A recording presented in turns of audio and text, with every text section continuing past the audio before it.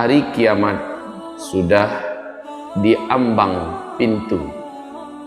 Kiamat pasti terjadi, seluruh makhluk pasti mati, alam semesta hilang.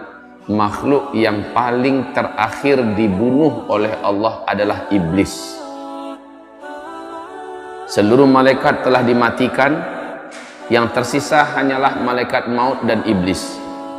Maka Allah berfirman, hai iblis, hari ini janji telah ditepati. Engkau adalah makhlukku yang paling terakhir yang akan dicabut nyawanya oleh malaikat pencabut nyawa, malaikat maut. Iblis melolong, menjerit kesakitan, sakaratul maut. Iblis, kata Rasulullah, menggema sampai ke arasy Allah. Kematian iblis adalah akhir daripada keberadaan makhluk yang ada. Sisa satu lagi, malaikat maut pun dibunuh oleh Allah Subhanahu wa ta'ala, habis.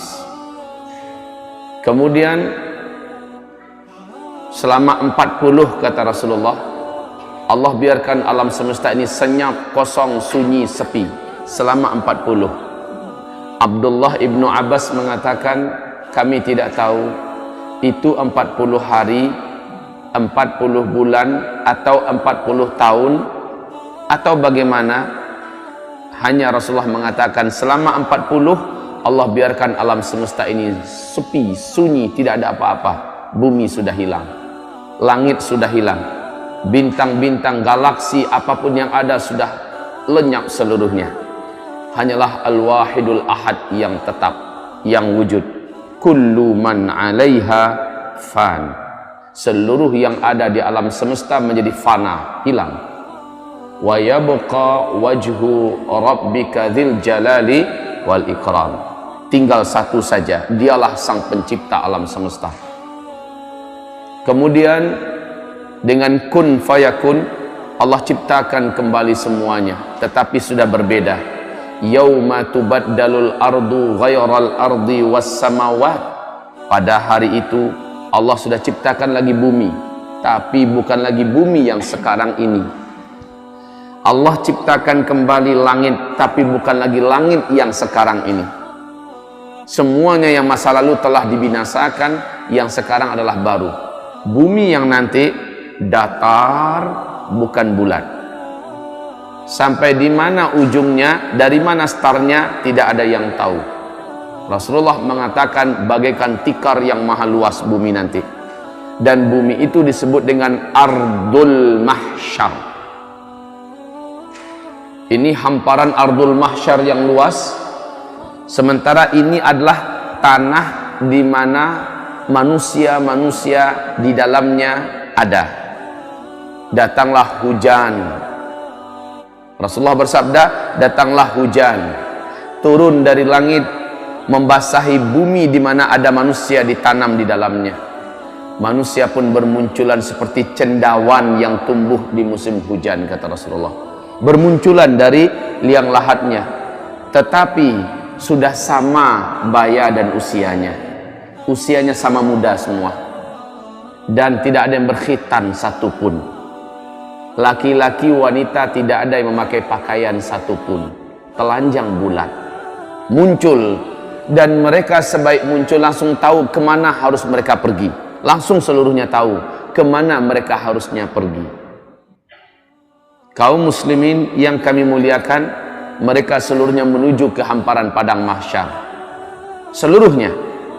Tetapi keadaan mereka ketika itu sudah beda-beda. Rasul mengatakan umatku saat itu ada 10 macam bentuk. Dan Nabi berkata kepada Muadz bin Jabal, bentuk-bentuk umat Nabi ini memprihatinkan dan sangat menyedihkan, tergantung kepada seperti apa amalnya dulu ketika di dunia.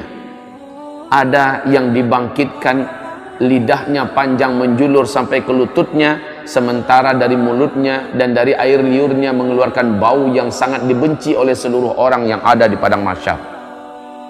Dan mereka kelompoknya yang lidah menjulur semua. Ada yang dibangkitkan tangannya yang berjalan, kakinya yang di atas. Seluruhnya satu kelompok itu seperti itu seluruhnya.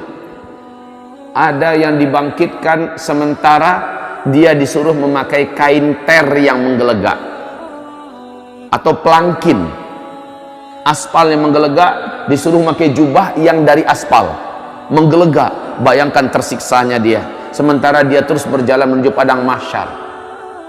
Perjalanan ke padang mahsyar sangatlah jauh. Tidak ada air, tidak ada orang menjual apa-apa, tidak ada warung, tidak ada pohon, tidak ada jurang, tidak ada lembah, tidak ada tempat duduk. Dataran yang tandus dan luas menuju ke padang mahsyar. Yauma yakhrujuna minal ajdasi ka'annahum sira'a. Pada hari itu mereka keluar seolah-olah mereka seperti belalang, lalu meluncur ke tempat di mana mereka harusnya berkumpul. Seluruh mereka tahu, Pak, kemana mereka harus pergi. Dalam kepenatan dan kelelahan itu, sampailah mereka di padang mahsyar. Maka dimulailah acara padang mahsyar setelah waktu yang cukup lama.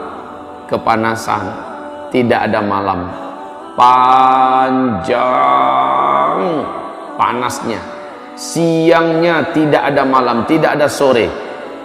Matahari ketika itu, kata Rasulullah sallallahu alaihi wasallam, hanya ala qadri mailin, hanya 1 mil di atas kepala, macam nak menggelegak kepala setiap orang yang ada di padang mahsyar.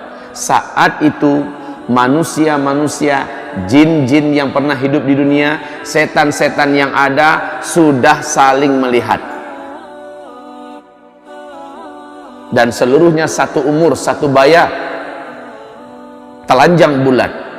Bunda Aisyah bertanya kepada Rasulullah, ya Rasulullah, telanjang bulat, apakah tidak sibuk orang melihat aurat orang lain ya Rasulullah?